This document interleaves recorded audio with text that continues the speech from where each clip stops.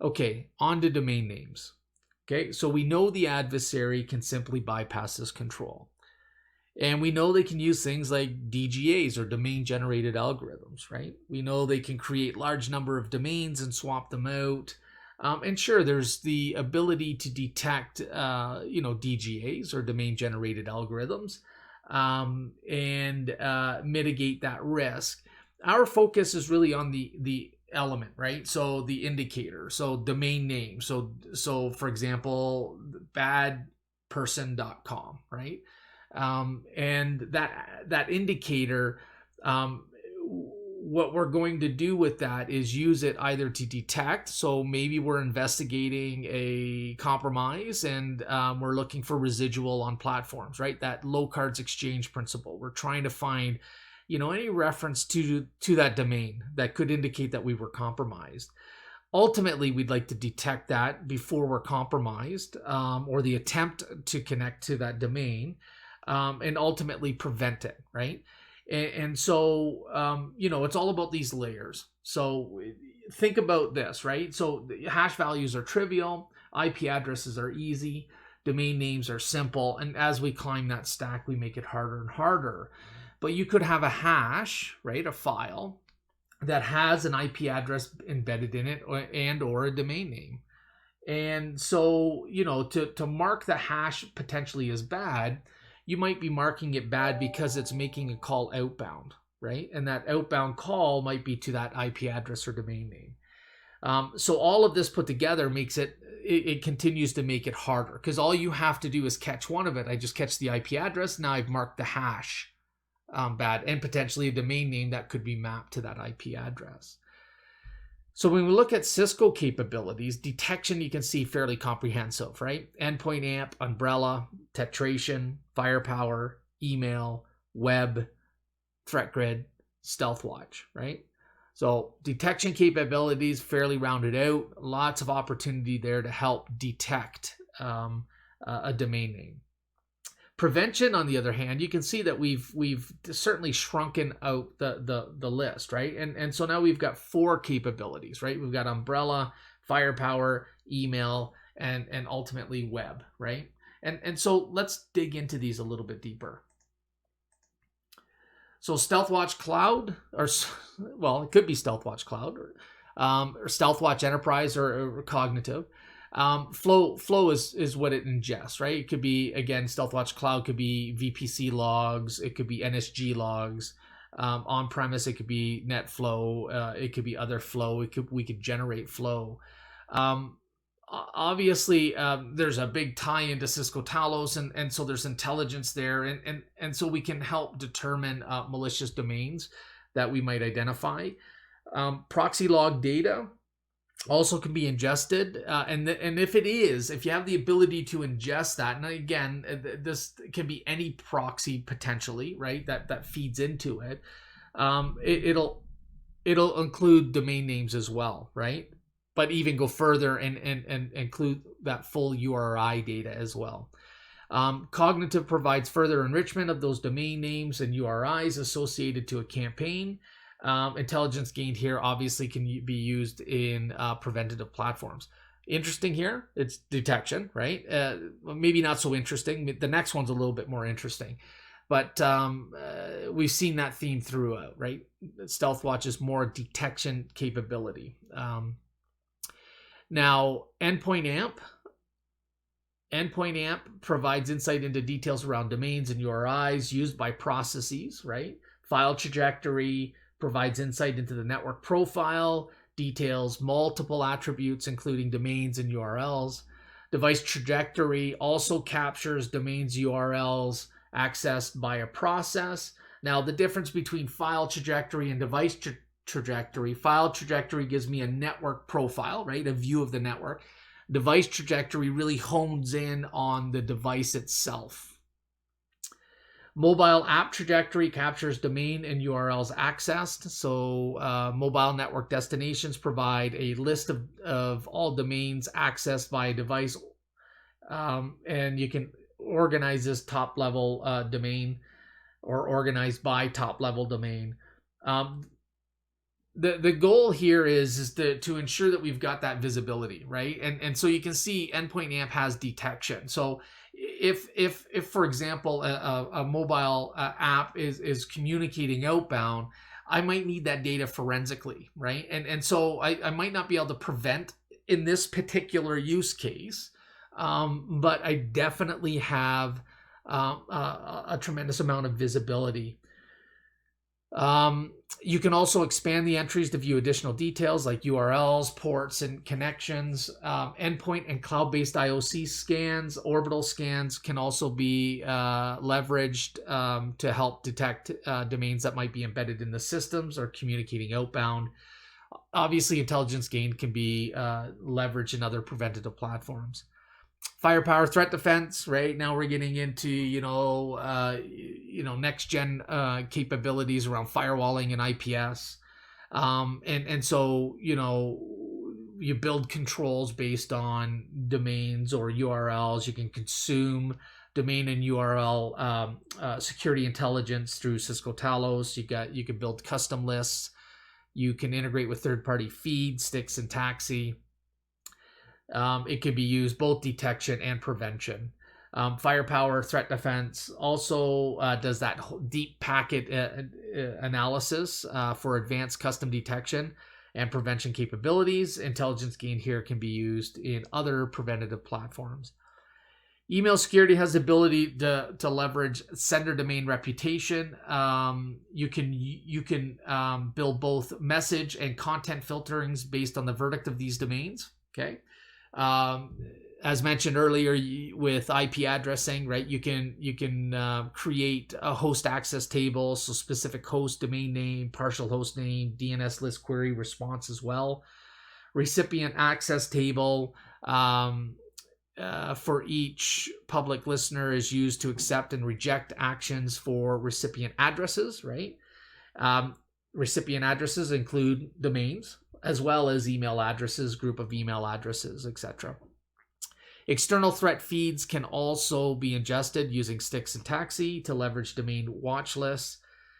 Now we get into advanced phishing protection. If you have that capability, it's definitely off box.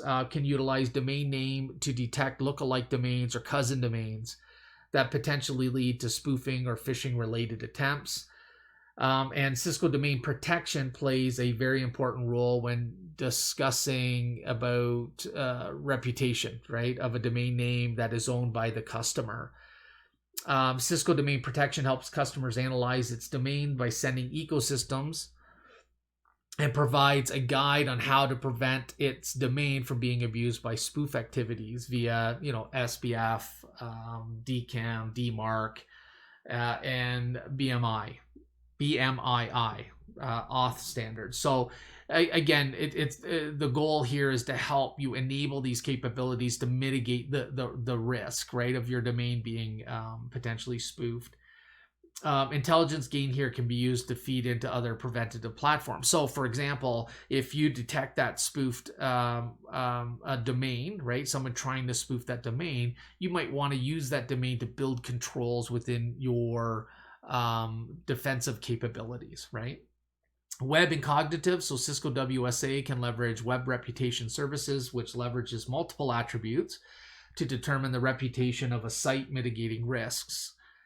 Custom URL categories can also contain URLs to prevent access to these sites. Connections can also be leveraged. So you can build your own custom categories with specific URLs that obviously contain domains to mitigate risk. The WSA identifies sites that are categorized as threatening, which adds additional intelligence in what may ultimately have taken place, right? The goal, both from a detection and prevention capability, might be that